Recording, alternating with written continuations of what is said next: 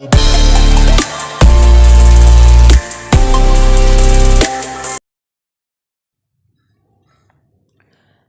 دنوں عربی خان کی آمد ہوئی۔ پرانی یادوں کے زخم ہرے ہو گئے۔ ہم دونوں نے مل کر زکا کو بھی بلوا لیا اور ایک الگ فلیٹ میں مقیم ہونے کے بعد اپنا اخبار نکالنے کی تیاری میں لگ گئے۔ ہمارا یہ مقصد حاصل ہو گیا۔ 6 صفحات پر مشتمل ہمارے اخبار امان کو زبردست پذیرائی حاصل ہوئی۔ کشمیر اور ڈھاکہ سے متعلق مضامین کو اردو دان حلقوں میں بے حد سراہا گیا۔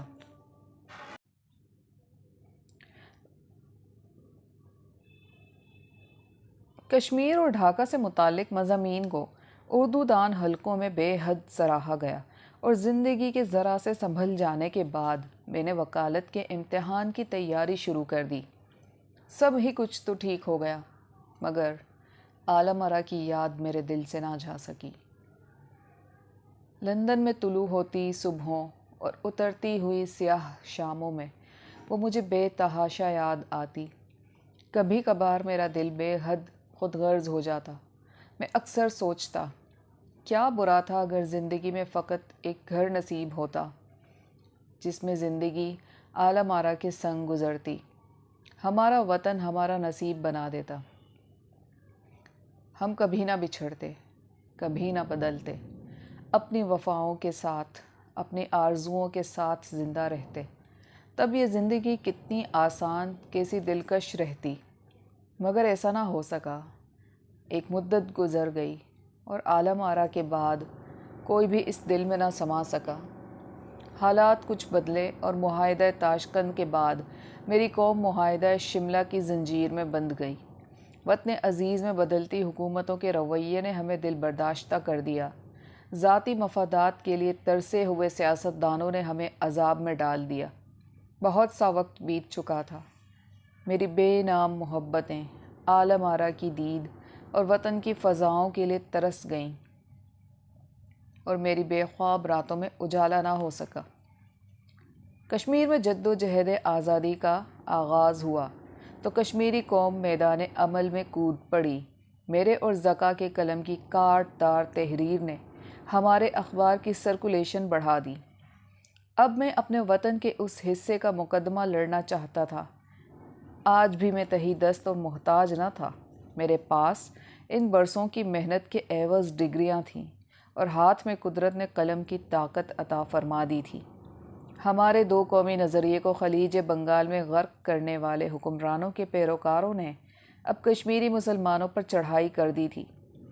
ہماری یادداشت کے تمام بندھن، ہماری برداشت کے تمام بندھن ٹوٹ گئے۔ ہم نے قلمی جہاد کا آغاز کیا اور اپنے محاذ پر سرگرم عمل ہو گئے۔ جہاد کشمیر کے نام سے قائم شدہ ہماری تنظیم نے مجاہدین کے لیے ہر ممکن امداد کا تہیہ کر لیا۔ بنگال کی سرزمین پر ہمارے لیے رسوائی کا باعث بننے کے بعد دشمن کے ہر ظلم کا وار مظلوم کشمیری قوم کی سمت مڑ گیا تھا اور محض زبانی جمع خرچ کرنے والے ہمارے نام نہاد دوستوں نے تحریک آزادی یہ کشمیر کی شروعات کے 1 سال بعد ہی عراق پر حملے کی تیاریاں شروع کر دی تھیں۔ بلا شبہ آج کا مسلمان ہر طرف سے خسارے کی زد میں تھا کہ صہیونی طاقتوں کو عراقی مسلمانوں پر اپنا ظلم و ستم آزمانے کے لیے اس وسیع بادشاہت نے اپنی وہ سرزمین عنایت فرمائی تھی جس زمین پر عالم اسلام جیسے عظیم مذہب کو آمد کا شرف بخشا گیا تھا۔ امریکہ اور برطانیہ نے اپنے اتحادی ممالک کے ساتھ مل کر جب اس سرزمین کو نشانہ بنایا تو ہم لوگ تڑپ اٹھے اور سرکار برطانیہ کے اس رویے کے خلاف ہمارا قلم زہر اگلنے لگا۔ فراغ دل برطانوی قوم ہم ایشیائیوں کی اس جسارت کو برداشت نہ کر سکی۔ یہ معاملہ باقاعدہ طور پر اس پارلیمنٹ میں اٹھا دیا گیا، جہاں ترک وطن کر کے آنے والوں کے بعد برطانوی شہریت حاصل کر کے اترانے والی ایشیائی قوم کے افراد کی وکالت کرنے کے لیے ان کا کوئی بھی نمائندہ موجود نہ تھا۔ میرے اور زکا کے پاس ابھی تک پاکستانی پاسپورٹ تھا۔ ہم نے شہریت حاصل نہیں کی تھی، لہٰذا ملک سے ہمیں واپس بھیجنے کے لیے سرکار برطانیہ کو کسی قسم کی تکلیف کا سامنا نہ کرنا پڑا۔ ہم نے عربی خان کے نام کو درمیان میں نہ آنے دیا۔ اب وہ بال بچے دار انسان تھا اور ہم جیسے جنونی لوگوں کے ساتھ در بدری اس کی بس کی بات نہ تھی۔ ہم نے کسی بھی زیادتی کا کوئی گلہ نہ کیا اور نہ ہی کسی منصف سے انصاف چاہا۔ سرکار برطانیہ نے ہمیں مسلمانوں کی حمایت میں ایشیائی لوگوں کو اکسانے کے جرم میں اپنی سرزمین سے نکال باہر کیا۔ میں اور زکا اسلام آباد ایئرپورٹ پر اترے تو دنیا ہی بدل چکی تھی۔ میری قوم کے لوگ مطمئن اور مسرور تھے، کسی چہرے پر ندامت کا کوئی شائبہ تک نہ تھا۔ جہاد افغانستان کے صدقے میں افغان مہاجرین کلاشنکوف اور ہیروئن کلچر سمیت ہمارے معاشرے میں رچ بس چکے تھے۔ اب ایک نئی جمہوریت کی آمد ہو چکی تھی جس میں کشمیر کے مسئلے پر کسی بھی سوال کا جواب فقط ایک دلکش مسکراہٹ سے دینے والے حکمران شامل تھے۔ ہم بدل چکے تھے۔ ہماری نئی نسلیں اب نوجوانی کی دہلیز پر تھیں۔ سانحہ مشرقی پاکستان اب تاریخ کا ایک بھولا بسرا حصہ بن چکا تھا۔ میرے شہر کے در و بام بھی بدل چکے تھے، اس کی وسعتیں بھی پھیل چکی تھیں، اور علاقے کا وہ حصہ جہاں کبھی کھلنا گرین ہاؤس میں میری آنکھوں نے عالم آرا سے چاہت کے خواب دیکھے تھے، کمرشل ایریا بن چکا تھا۔ بھائی صاحب نے ریٹائرمنٹ لے کر اپنا ذاتی اسکول کھول لیا تھا۔ میری ماں کی عمر بڑھ گئی تھی، شہلا کی شادی ہو چکی تھی، لیکن اولاد سے محرومی کے سبب سسرال والوں نے اسے زیادہ عرصہ تک شرف قبولیت نہ بخشا۔ وہ واپس آ چکی تھی۔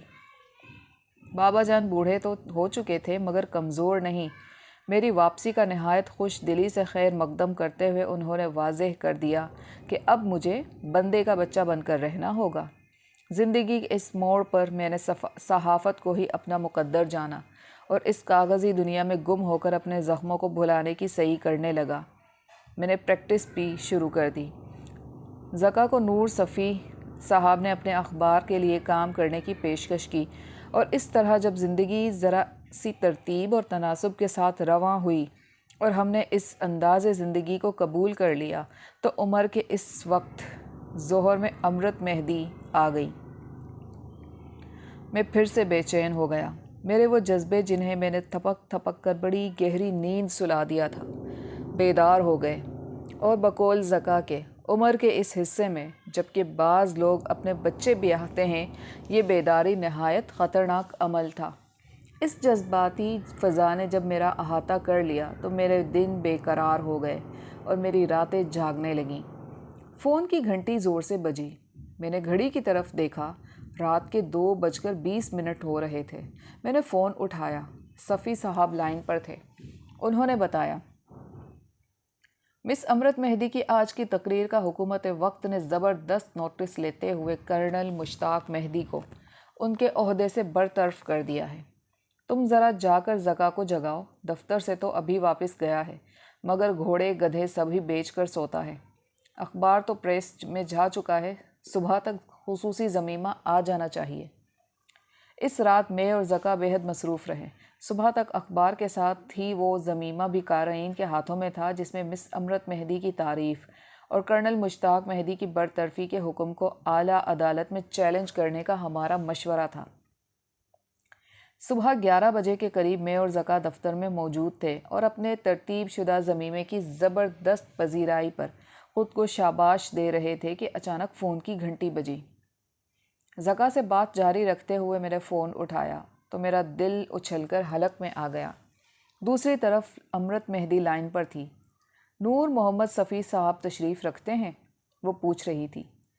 جی نہیں، میں بڑی مشکل سے کہہ پایا، اور زکا میری اس شکل شریف کی طرف دیکھتا رہ گیا جس پر اس وقت صحیح طور پر 12 بج رہے تھے۔ آپ کون صاحب بات کر رہے ہیں؟ امرت مہدی پوچھ رہی تھی۔ میں وجاہت محمود سکندر آپ سے مخاطب ہوں، فرمائیے۔ میرے اس لہجے میں حد درجہ ادب و احترام کا رنگ گھلا پا کر زکا سمجھ گیا کہ میری مخاطب ہستی بھلا کون ہو سکتی ہیں۔ اس کے لبوں پر شرارتی مسکراہٹ ابھری۔ امرت مہدی نے میرا نام سنتے ہی شکوہ کیا، آپ لوگوں نے تو میری مشکلات میں اور اضافہ کر دیا۔ بابا جان کی معطلی کو ایک ایشو بنا کر بھلا اچھالنے کی ضرورت ہی کیا تھی؟ یہ ان کا اور حکومت کا اندرونی معاملہ تھا، ہم لوگ کسی بھی طرح سیٹل کر لیتے۔ آپ کی مہربانی سے اب یہ ایک سیاسی مسئلہ بن چکا ہے۔ مردوں کے اس معاشرے میں آپ جیسے اہل قلم بھی کسی خاتون کی مجبوریوں کا احساس نہیں کرتے، تو بھلا عام لوگوں سے کیا گلہ اور شکوہ؟ بڑے افسوس کی بات ہے۔ اور فون بند ہو گیا۔ یہ ایک زبردست تماچا تھا، میں برداشت نہ کر سکا اور خود کو کوستا ہوا کرسی پر ڈھیر ہو گیا۔ مری ہوئی آواز میں زکا کو ساری بات سنانے کے بعد میں نے اپنی رائے کا اظہار کیا۔ مجھے لگتا ہے دوست کہ اب اس مقام پر تاریخ اپنے آپ کو دہرائے گی۔ ایک بار پھر اپنی اس جلد بازی کے کارن مجھے معذرت کرنے کے لیے کرنل مشتاق مہدی کے ہاں جانا پڑے گا۔ مگر میری بات سنتے ہی زکا نے اپنے کانوں کو ہاتھ لگاتے ہوئے صاف انکار کر دیا۔ نہ بابا نہ، وہ اونچی آواز میں بولا۔ پہلے کی بات کچھ اور تھی، وہ چڑھتی جوانی کا وقت تھا، ٹانگوں میں بھاگنے کی سکت بھی تھی۔ اب تو بڑھاپے کی آمد ہے، معاف کرنا یار، اب میں کسی بل ڈاگ کے ساتھ ریس لگانے کی ہمت نہیں رکھتا۔ تم جاؤ، تمہیں اس بڑھاپے میں دوبارہ عشق کا جو بخار چڑھا ہے اسے اکیلے ہی بھگتو۔ زکا خاموشی سے فیچر کی تیاری میں لگ گیا اور میرا ذہن الجھا رہا۔ شام تک اس بے مقصد الجھن کا کوئی حل سامنے نہ آیا تو میں تیار ہو کر کرنل مشتاق مہدی کی رہائش گاہ کی طرف روانہ ہو گیا۔ اس موقع پر زکا کی بے وفائی کا غم تو تھا ہی، لیکن عربی خان جیسا جی دار دوست بھی بے حد یاد آیا۔ واقعی وہ یاروں کا یار تھا، اور یاری نبھانے کی خاطر ہر بار آتش نمرود میں کود جانا اس سے بعید نہ تھا۔ میرے قدم اپنا سفر طے کرتے گئے اور آج برسوں بعد اپنی ذاتی گاڑی میں اس در تک پہنچتے پہنچتے مجھے برسوں پہلے کی وہ شام بے حد یاد آئی۔ لیکن آج وقت بہت آگے نکل چکا تھا۔ میرے بالوں میں کہیں کہیں چاندی ضرور اتر آئی تھی، لیکن دل کے جذبے پھر سے جوان ہو چکے تھے۔ امرت مہدی کا خیال آتے ہی مجھے یوں محسوس ہوتا گویا کہ بیچ کے بیتے ہوئے تمام برس ایک خواب بن کر زندگی کی فضا میں تحلیل ہو گئے ہیں۔ مجھے اپنی عمر کے اس وقت ظہر میں فجر جیسی تازگی کا احساس ہونے لگا۔ بے شک میں نے زندگی کے اس شعور اور آدرش کو بہت دیر سے قبول کیا تھا۔ گاڑی باہر سڑک پر پارک کرنے کے بعد اس محافظ سے مدبھیڑ ہوئی جو حکومت وقت کی جانب سے اس رہائش گاہ پر متعین کیا گیا تھا۔ اپنا کارڈ اس کے ہاتھ میں دے کر میں سراپا انتظار تھا، یہاں تک کہ اندر سے میری طلبی کا پروانہ آ گیا اور میں لرزتے قدموں سے اندر چلا گیا۔ ڈرائنگ روم کی سجاوٹ شاندار تھی۔ میں دل ہی دل میں خاتون خانہ کے سلیقے کی داد دینے میں مصروف تھا کہ یہ کرنل مہدی تشریف لے آئے۔ نہایت خوش اخلاقی سے مصافحہ کیا۔ چہرے مہرے اور بالوں کا انداز میں فوج کا روایتی انداز موجود تھا، اور ایک رعب و دبدبے کا تاثر نمایاں تھا۔ اگرچہ عمر کے لحاظ سے وہ بہت بڑے دکھائی نہ دیتے، تاہم میں اس وقت شعور کی اس منزل پر ہوتے ہوئے بھی بری طرح ان کے رعب کے حصار میں آ گیا۔ آپ کس سلسلے میں تشریف لائے ہیں؟ انہوں نے بلا کسی تمہید کے براہ راست سوال کیا۔ میں معذرت کرنے حاضر ہوا تھا۔ میری اپنی آواز کی لرزش نے مجھے پریشان کر دیا۔ ہماری چند صحافتی مجبوریوں کی وجہ سے آپ کو اور مس امرت مہدی کو دلی تکلیف پہنچی۔ ہم فوجی لوگ ان تبدیلیوں اور رویوں کے عادی ہوتے ہیں، کرنل مشتاق مہدی کہہ رہے تھے۔ صحافتی اور سیاسی مجبوریاں ہماری قومی زندگی کا المیہ ہے، اور ہم اس جیسے کئی اور المیے برداشت کرتے آئے ہیں۔ امرت مہدی جذباتی لڑکی ہے، بہت جلدی پریشان ہو جاتی ہے۔ آپ کے اخبار کی طرف سے شائع شدہ ضمیمہ دیکھ کر شاید اس نے آپ سے شکوہ کیا ہوگا، جبکہ میرے خیال میں ہر حکومت کی بھی اپنی مجبوریاں ہوتی ہیں۔ مجھے کوئی افسوس نہیں کہ میری خدمات واپس کر دی گئی ہیں۔ یہ بات اس فورم پر اپنے خیالات کا اظہار کرنے سے پہلے ہمیں سوچ لینی چاہیے تھی۔ سر، اگر آپ پسند فرمائیں تو کسی بھی قسم کے مقدمے کی صورت میں آپ کی طرف سے وکالت کرنے کو بھی تیار ہوں۔ میرے اس سوال پر یا پھر پیشکش پر کرنل مہدی نے بڑی حیرت سے میری طرف دیکھا اور پھر کچھ سوچ کر گویا ہوئے۔ بات یہ ہے برخوردار کہ ہم فوجی لوگ اپنی ذات کے وکیل آپ ہی ہوتے ہیں۔ ہم اپنی زندگی کو وطن کی امانت سمجھ کر بخش دیتے ہیں، لہٰذا ہماری زندگی کے کسی بھی مقدمے کی پیروی کوئی بھی وکیل نہیں کر سکتا۔